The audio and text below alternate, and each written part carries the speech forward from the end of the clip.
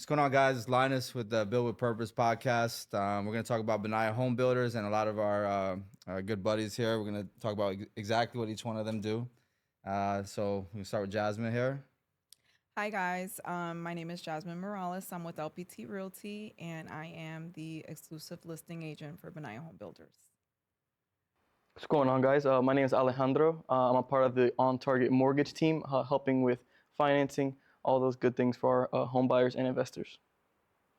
And my name is Manny Resto, 25 years experience in the industry for mortgages. Love to be in this team as part of helping everybody understand how to go about buying homes with this beautiful team. All right, so we're going to go through a series of questions and help educate investors and buyers. So Jasmine, if you want to go for it.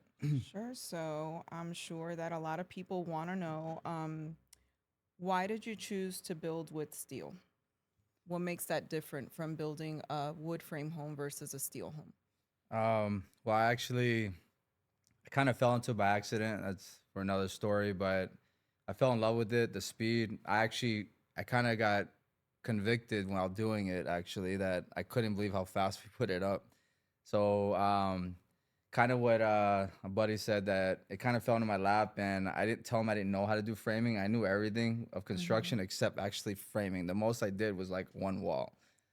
So I started talking to some people, and they were like, no, we won't help you, da-da-da, and we only do wood. And then I talked to my best guys, these Russian Ukrainians, and they brought this guy Ivan in. I just fell in love with it, man. We put these first 3 houses up in Palm Bay in 3 days, 2 days, 3 days. And then as I kept doing it, I just learned the other parts of the business, and I just said, man, I can do this. This is my purpose. I've been looking for it for 19 years, and I just felt God just did it like effortlessly when I've been trying so hard to figure it out, So I just love how fast it is and all the benefits of it. I think it's cool that I think we continue to move into more creative spaces, and I think it's something that is it's different than typical what we're used to seeing, and that creativity, I think, brings better things to the marketplace. It gets people curious. Like every time someone walks, like every time I built a house, when people stop, they literally will cause traffic because they're not understanding why am I doing a complete steel house for a client or ourselves. It's amazing what I've heard in the market, not just from the like you're saying, people that stop you, but from people in the industry that I'm sure you have a lot of history or experiences to show that even people in the industry that don't deal with galvanized steel, that don't know that this is something that would hold 170 or 200 miles per hour. Yes. That there's a lot of unknowns that I mean, we could even do it 300 miles an hour, technically, if they want to pay more, right? So, wow. I'd probably be worried about other things at that point. But people in the industry that's just some things that I see. Yeah. That it's nice to see that there are things done in the industry that can help our consumers, maybe even help with cost. Where we can be able to do things better with cost in construction. So. I think so too, especially with like homeowners insurance. Those premiums obviously are going to be a lot lower for people that build with these type of homes. In regards to it being like fire resistant, mold resistant, termite resistant. So that's gonna help people save money overall too. So I think that's A big issue, Jasmine, Yeah. lately in real estate. I know. How, especially in the state of Florida, Yes. that there's our insurance premiums are so high. Too high. We don't have a lot of options either. But this is a big topic. I just don't think that it's something that we talk over. Yeah. Because it affects affordability, right? And I think that's like one of the main things that especially with something like this, that matters. Yeah. I didn't even consider that. It's actually pretty interesting. The affordability is one of the biggest problems we have in this. When we talk to a consumer that's looking to buy a home. Yeah. And insurance is a big cost in the. Because it's not just the mortgage and principal and interest, right? It's your insurance, your HOA, property tax, yeah. Yeah. So yeah, because that can help with their payments overall. I didn't really think about that. Yeah. It's a I'm lot. qualifying from a mortgage. Obviously that's not my space. So, but Yeah. that is interesting. You said that though. No, it is. But I mean, it goes back to even like why it in general, building with steel, it makes more sense for you. It makes more sense for the end buyer. It just makes more sense in a lot of aspects that we're maybe not even seeing at this very moment. But like as we continue to scale, you'll probably see it in your business. You're probably going to see it from the people that actually buy the homes. For, eventually you're going to be able to get experiences from these people, and they're just going to be telling you about how they are enjoying the home, and Yeah. foreign. For Jasmine continues, we're all talking here, and I just thought about, I wonder from a workman's comp and insurance standpoint, saving money from the aspect of like, your workers aren't breathing in the silica. It is safer for everyone involved in the process, right? You got to worry about a fire igniting, right? If you're doing a wood structure or combination of concrete and wood. So like,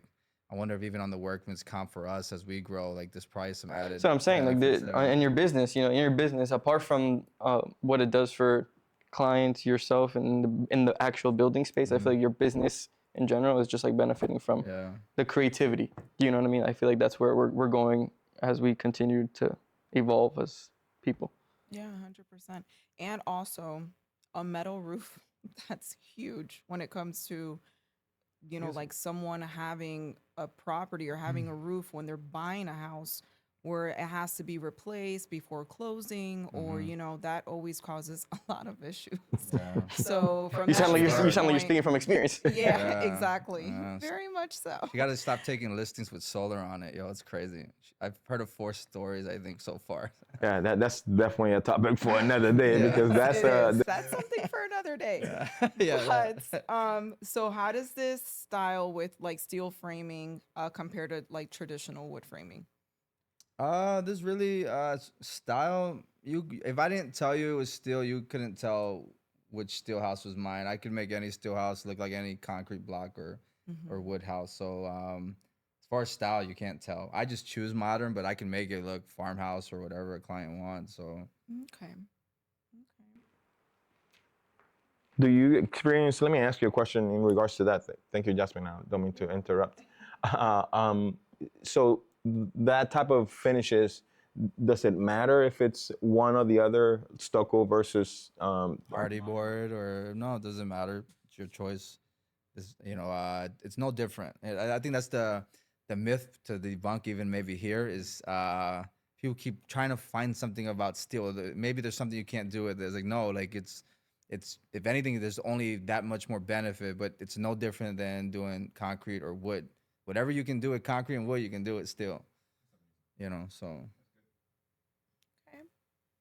So do you want to walk us through like what the home, like building out the home process is like Okay. for Well, a buyer? walk through it. I might run through this. Oh, for the home buyer. Yeah, for the home Well, I guess buyer. the first thing the home buyer is gonna do is go ahead and contact you, right? And then you're gonna have them contact these gentlemen here, right, to help them with the process.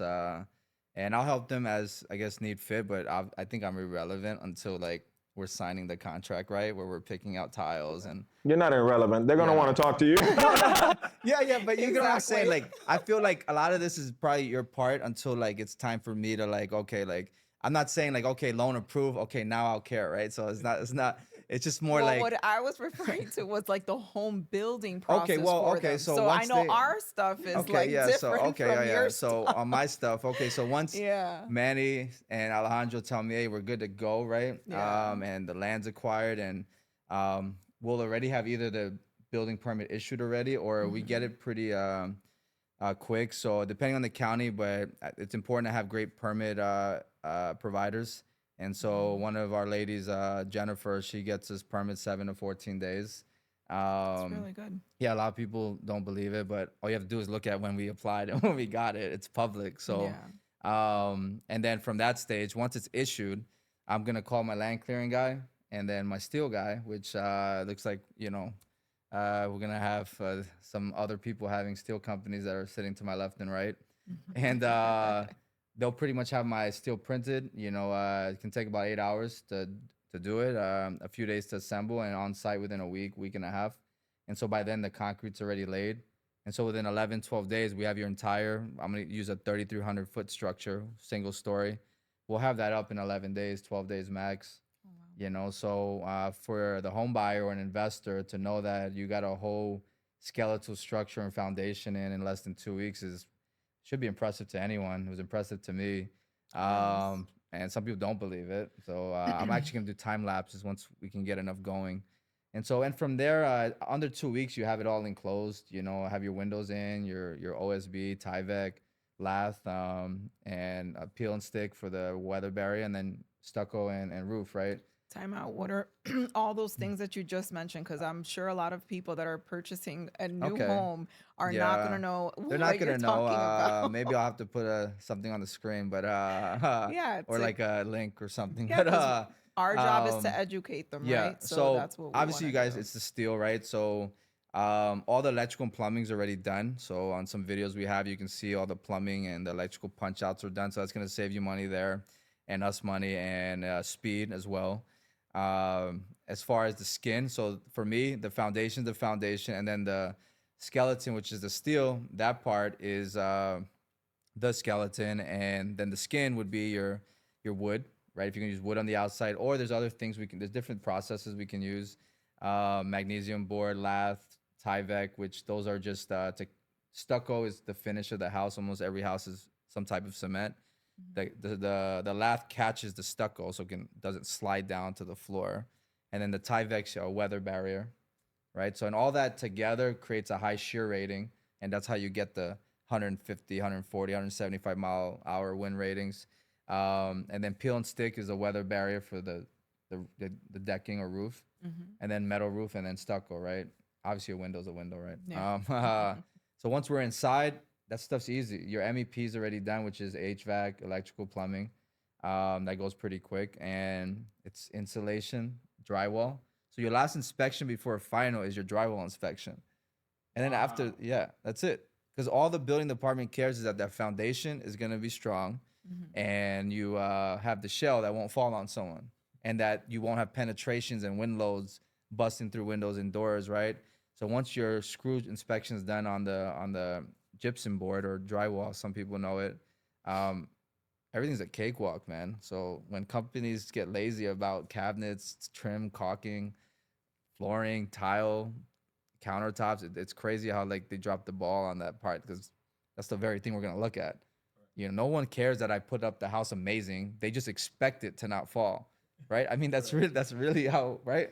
And so that's the building process. So like upon approval of an issued permit, I mean, on a cash buyer deal, I mean, we've done it as fast as 2 to 3 months, and on a banking deal, because there's extra paperwork and people we got to constantly talk to, from the mortgage banks to the realtor to Finance. the financing, the wiring, the lien waivers, 3 to 4 months, you know. And I know it sounds fast for people, you know. We do tell people 4 to 6, and so we like to you know, basically under deliver, you know, over deliver, under promise. There you go. Yeah. And so but and we can coordinate that, you know. I guess the last thing I'll say before we move on to the next question is, you know, when I'm ready to call Manny, our steel companies for steel, right? I just make one phone call and that's it, and bang it out in 8 days. It's here, you know. Where if you do it the old way, we got to call the block company. We got to call the inspector to do an inspection on the dowel and rebar.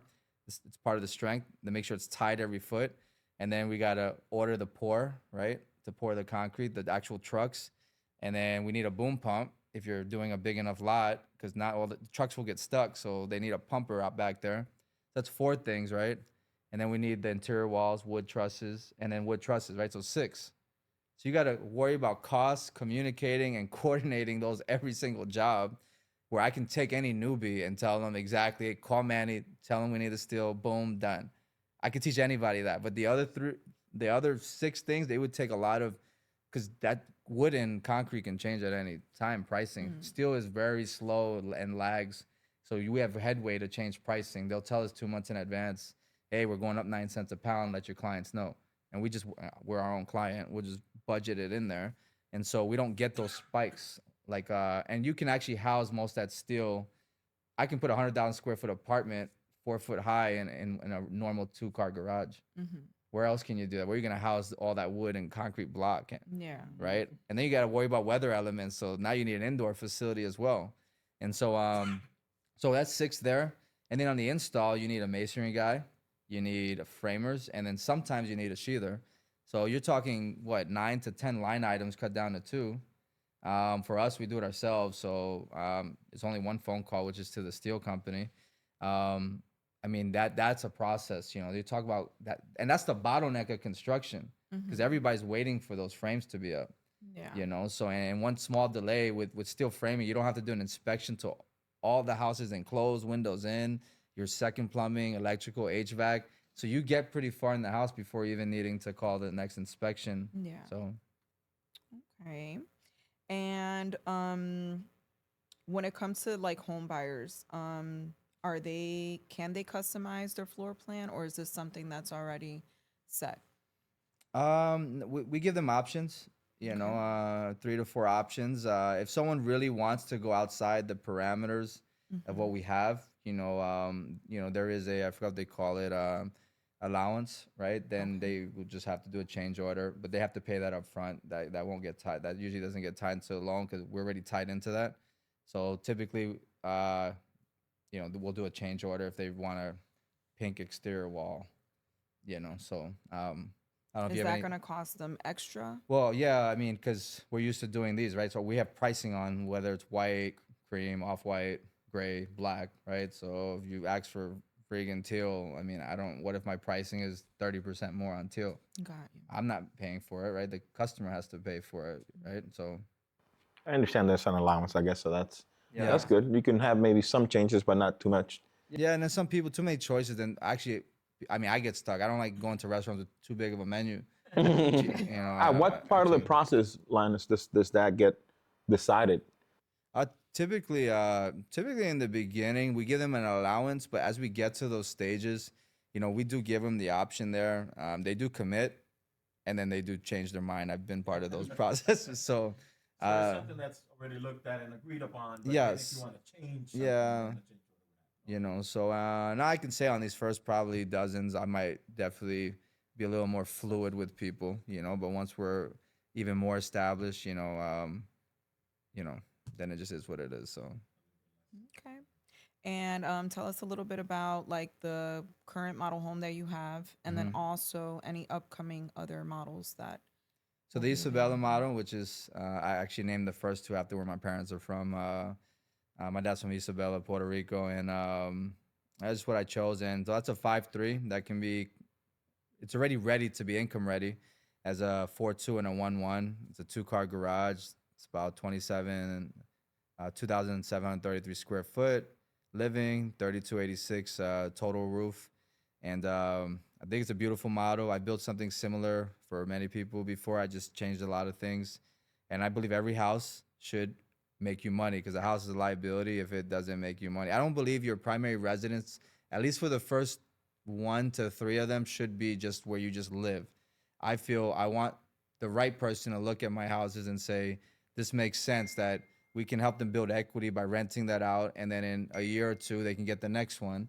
And then the next one, right, through you guys, right, get the loans. And I'm going to create a place where they can upgrade and get some benefits by reusing us. But in, let's say, 5 years, they probably have 2 to 4 rental incomes, So as far as that, the Davao model, my mom's from the Davao city, which is in the it's the largest metropolitan in the Philippines. Manila is the capital, but Davao is the largest developed city there. And so that one's a 3.3. That one's more for single person, maybe a couple or a couple with one kid, or a single mom or dad with one child, maybe 2 kids if you make it work while they're small. But it's a 3.3 with a 3-car garage. That can be a 2.2, and you have a 1.1 suite, right? So where the single car garage, they can have their own entrance into their own place. And I think it's a great starter, home for people. And I know we talked about different other floor plans we can do with people. So those are the 2 models right now. I love that you mentioned that each of those units have rental capacity, right? Yes. We go back to affordability, and it's just because every day when we speak to a borrower and qualifications, and it's kind of the biggest challenge. Yes. This already gives it an opportunity to hopefully, even though on a qualification loan, it's difficult to include rental income when you're not receiving it yet, right? Those are aspects of a loan that's difficult. Nevertheless, it assists the homeowners so much in their cash flow every month when they're able to have one of these homes where they can cash flow Yeah, so I mean, so I didn't get to say it earlier, but our mission statement, I've thought about this for a while, is to build functional, beautiful, income, wealth producing steel homes. And that's it. You know, the steel part should say enough for itself and the income producing, but it should still be beautiful and functional. I think a lot of homes that are built now are not functional. They're just a box. And once you're in it, they don't care about you afterwards, you know? Um, so yeah. A lot of those features that you mentioned at the property when I first met you, Linus, that's what we are still, it still resonates with me, how much you care to have those additional features that the homeowners will be interested in your builds. Yeah, and you know, like, and the other thing is we can educate these people with permaculture, which I won't get into that now, but that's sustainable, regenerative landscaping. Is you know, if Jasmine and Manny talk to him, say, hey, Linus, you want this quarter acre? What if you went with a half-acre lot? And since you want the ADU, what if you want to build a second house in the back or a smaller ADU that you can have more rental income? Because, you know, if you have a bigger land, it might cost you a little more, but like, you know, it's the mindset that like 4 years out, they have one property that's 3-4 incomes, and now they can go into their dream house, and that is paid for by the main house, you know? So I know you talked about these fourplex, which we'll probably talk about towards the end, which is kind of similar in its own way. And I look forward to helping you out with those. So what would you say for like a buyer? I guess this question would be for Manny for financing. So when it comes down to a buyer that is interested in wanting to purchase one of these homes, so it could be somewhere where maybe it's like new construction, but it's to be built versus something that it already has, maybe that's under construction. Are there different financing options for people that are in either or of these different scenarios? Options for those, I love the options that always allow the borrower to put the least amount of money down. We are brokers.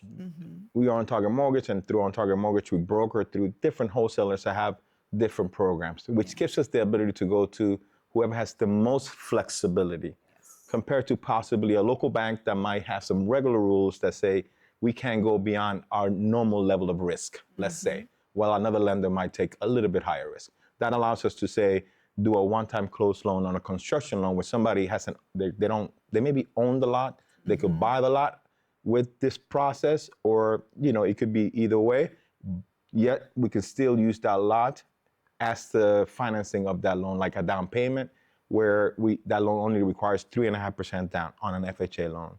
Those construction to perm loans, like I said, typically they close one time up front, where you could either buy the lot or use your current lot to finance that construction. There's also conventional loans that could be done with 5% down, which is also minimum down for construction loans. Typically those loans require 20% down. So there are options. Some of the homes I know that Linus will be selling might not need that type of construction loan. It might be where the property is already close to being finished, and the client would be able to do a regular loan through any normal lender. Perfect. And are you giving out any closing costs for buyers? Yeah, there's definitely gonna be closing costs or buy downs, or maybe even Any upgrades. It incentives? could be upgrades, whether it's paver driveways or smooth finish stucco or more expensive tile, or you know, that's something that I guess me and the lenders will, you know, work that out, right? And that can change, right? I've seen different specials they have for this week or this month or whatever. So you know, so we will have that, I guess, and you guys will know that when Jasmine puts out each model, or we put out a flyer. I'm not saying I want to tie myself down to anything, just, you know. When they talk to you, they're gonna want upgrades. When they talk to me and Alejandro, They're gonna want closing costs. they want money for closing They're costs. gonna want closing costs. And by the way, and I am gonna ask. Because you know that's what they're gonna And then I'm gonna ask Linus. No. Because we're like, hey, we want the buyers to feel happy to use I'm gonna their take preferred this phone lender. call. We also want them to get I'm gonna say, Yeah. buy down the rate, Okay. and I'm gonna show the client what the difference is between them not buying down the rate and buying down the rate. And they're gonna want to. A professional in the industry should not tell you what to do. Should only help the consumer make the best decision by them understanding their choices. Exactly. So this is kind of like what I'm saying. Like I would likely just offer them options that lead them to more closing costs for a lower interest rate, better payment. There you go. Yeah. That takes out. Perfect. He's He's like, I'm you happy lost I me didn't there have when to you started. I answer was like, "Whoa, that." that's a lot of educating there, man." So it's crazy how much it takes just to get to just so I can shovel. Like all the stuff you guys are doing before like it just starts. Yeah, there's a lot when it comes down Yeah. to this process. You know.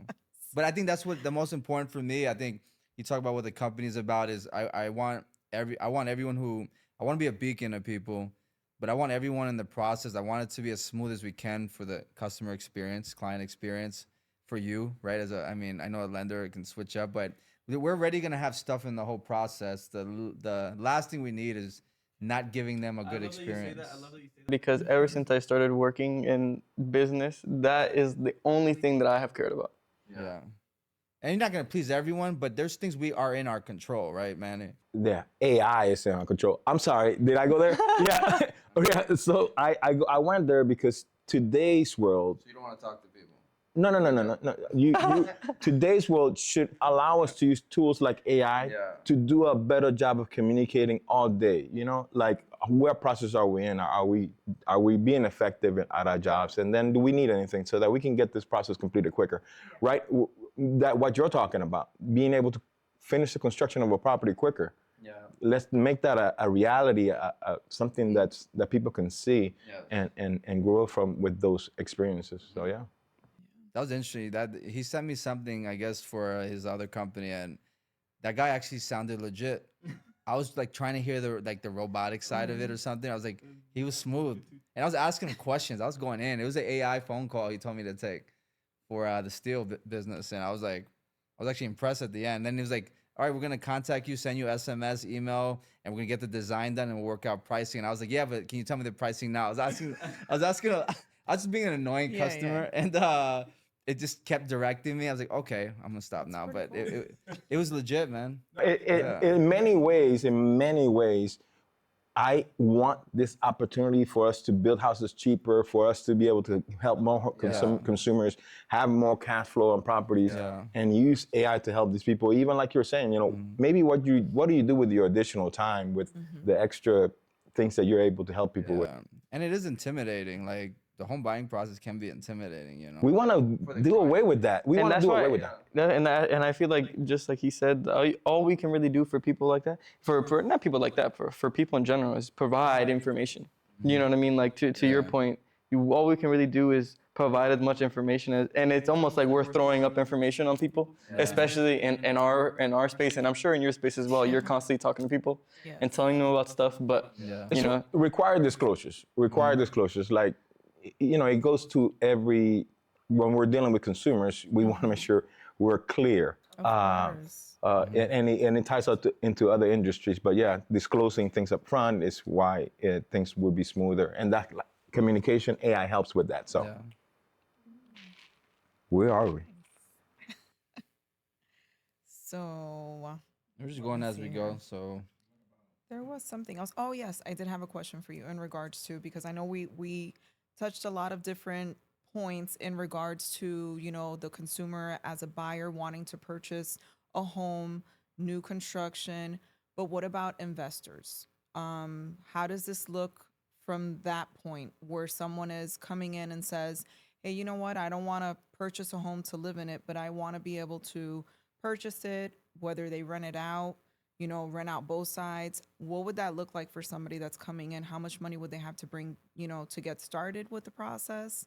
And who is willing to answer that question? I can help answer that question. I'll build it. It depends. So this is what I'm saying. So it depends. If someone wants to invest in building it, that's one thing. If someone wants to invest in buying it after it's built, then that's a different thing. But we have options for either one. And good thing on our website, I have which we can see if we can link in here, or I'll give it to you guys as well. But on our website, we have programs for our flip ground up construction, which would be in this case what we're looking to do. That can be done, depends on experience, right? So, you know, on the program you'll be able to see the kinds of different breakdown of experiences needed, but you can go up to 90% of the purchase and then 100% of the construction, and then really experienced person. yes, you got to be really experienced. Exactly. So this is what I mean. So in there, you'll be able to see the different things. Manny, let's talk about someone who has no experience, because I think that's where I get a lot of inquiries from real estate flippers and wholesalers who want to get into this, or investors that do have money. So how do they get in with no experience with you? Yeah, And You got to partner. There's ways to go about it. But go Yeah, ahead. that's exactly what it is. And what it is that we will partner with them, right? We'll use our own experiences to partner with these investors, because we want to help people that maybe don't have experience get into the field, right? There are other programs that we could do, maybe to buy it after we build the house. For example, we could JV with them, we build the house, and then they buy it after we finish as a spec home, right? Those type of loans, for example, would require typically 25% down, right? Those loans could be done typically with no income. Typically, those loans are, like Alejandro was saying, DSCR loans, which means that the rental is being used for the qualifications of the mortgage. There are, I would say, 3 or 4 different routes that we can take with investors. And all of them would require some sort of large investment, 20 to 25%. Yeah, and then it will depend on the investors and their experience as to where would they fit. But even if they don't have any experience, Linus, we can work out a deal where we can all benefit from working together, right? Obviously, then we don't want them shoveling any dirt or anything. They could, but they're going to be in the know of the whole process with you and with us on that loan process. And what would be the difference between an investor that is, lives here in the U.S. versus a foreign investor? Would there be any difference in them having to put more money down? That's a great question. And there are some limitations to foreign investors, and they do typically require either 5 to 10% down more as an initial for that. There's another rule that investors, once they flip a house or when they finish their investment, they have to either reinvest that money or there are some rules that the investors need to talk to an accountant about as to how they deal with that profit once the home is sold, right? So, but yes, absolutely, it's not that, Jasmine, it's not that different, right? From 25 to 30% down, from 25 to 35% down, it's not that big of a difference for a foreign investor. I think it's still very good for foreign investors to invest in real estate, especially in the state of Florida. I find it interesting, I don't want to dive too far into it, but if a foreign investor came with 35, 40% and an American, obviously the American, they're still worried about their credit, where the foreign, there's nothing to look at, which is kind of interesting. But at the same time, it's really based on risk. All loans that you're gonna do are based on risk. So when you get 35% down, the bank is saying the risk is gonna be if you don't pay, I'm taking the house back, and then what rate are you gonna be able to accept based on the risk? So a foreign investor might say, I don't know what rates are in the U.S., but maybe 7.5%, 8%. That's where you're gonna end up being, whether or not you are a foreign investor or a U.S. investor. So the rate not being that much different for them makes it, like what you're saying, easier for a foreign person that wouldn't need credit compared to a U.S. person buying an investment property that would require a 700 plus credit score to get that same rate. So like, I guess I'm gonna ask myself this question. I want to or answer it, and then have Jasmine and Manny, Alejandro give their thoughts. So like with these mother-in-law multi-generational JADUs and ADU properties, one thing is how I look at it is, a lot of times we're seeing, parents move back in, grandparents or kids got to move back, or really generational, but also from maybe you're not ready to rent it, but at least not just emergency fund, but you have an emergency asset, right? Where, you may not want to rent it now because I just want the house to myself.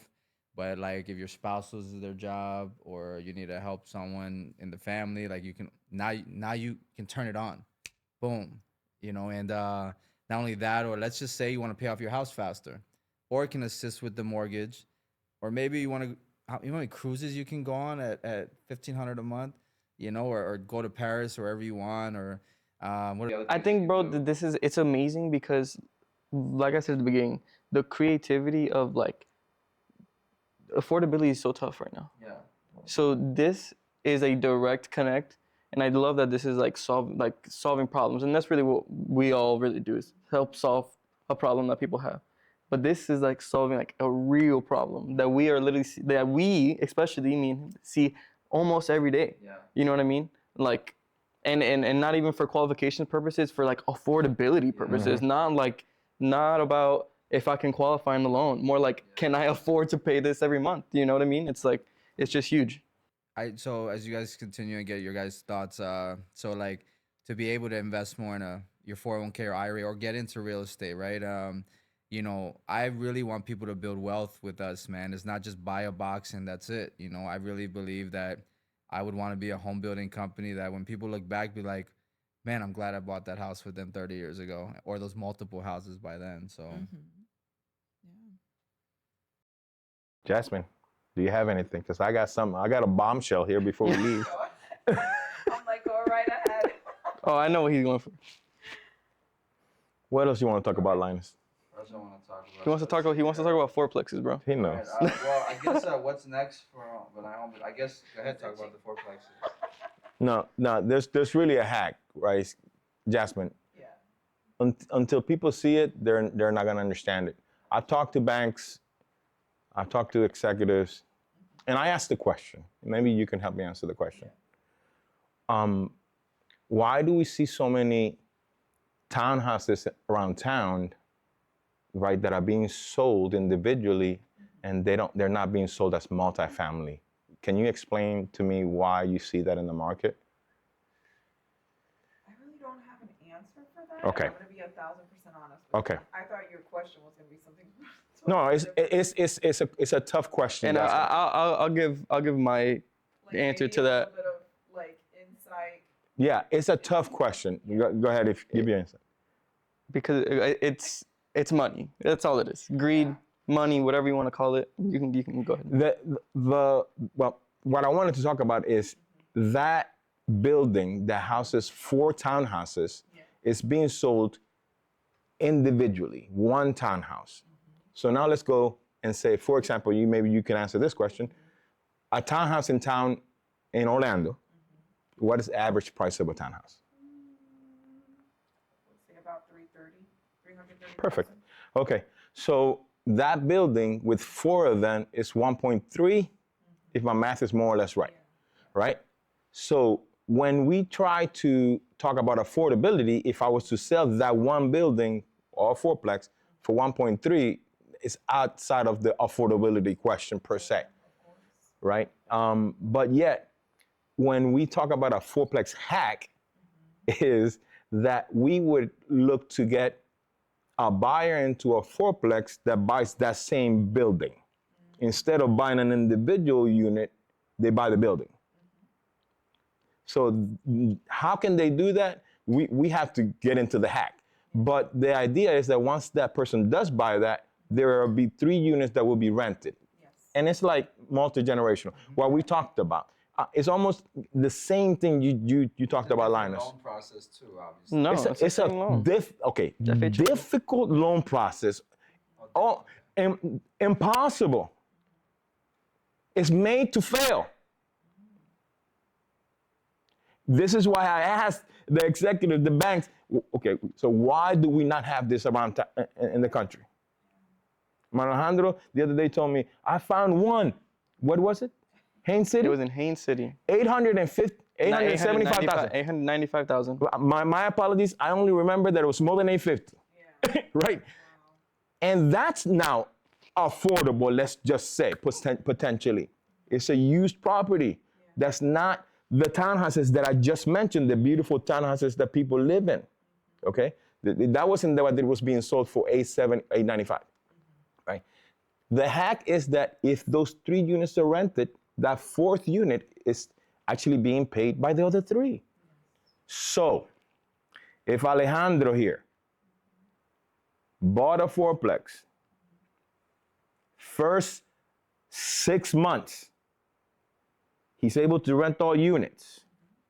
Before the year is out, he doesn't have a mortgage payment, or it's being paid by his rentals. But can you tell me what would happen to his life, as Linus was explaining, in 3 years, not 6 months? What would happen to Alejandro in 3 years where he doesn't have a mortgage payment for 2.5 of that. What's he doing with that 2.5 years? We hope that he's using technology, for example, to help them go build more of what's important to that person, or to find God, to do the things that is important to that family, which you were explaining, right? So that's what the hack is so important, because we don't have affordable, we don't have affordability in this country. We don't have affordable housing in this country. However, if Alejandro buys that fourplex and in 6 months rents them out, and 3 years later, he would have some savings that is difficult to build in this country because of affordability, because of how we work every day and things like that. So that hack that we're doing, that hack that we're doing is amazing for families. I call it a lottery. And you don't have to. You don't. The great thing about the great thing about what we're doing with next gen or the quads, the fourplexes is, one, building wealth, but you don't have to be a business person or go through the struggles like we go through to really build something, because it is intimidating. If I ask most human beings, a lot of them have given up on their dreams and goals and what they want in life and settled for what life's given them. And here's a way to do it just through something that they were gonna do anyway, and then they can grow with us, right? So like helping them become wealthy and get to retirement faster, God willing, we get that much time, So, but anyway, we're gonna end it here. We got another segment to get to, so stay tuned, guys.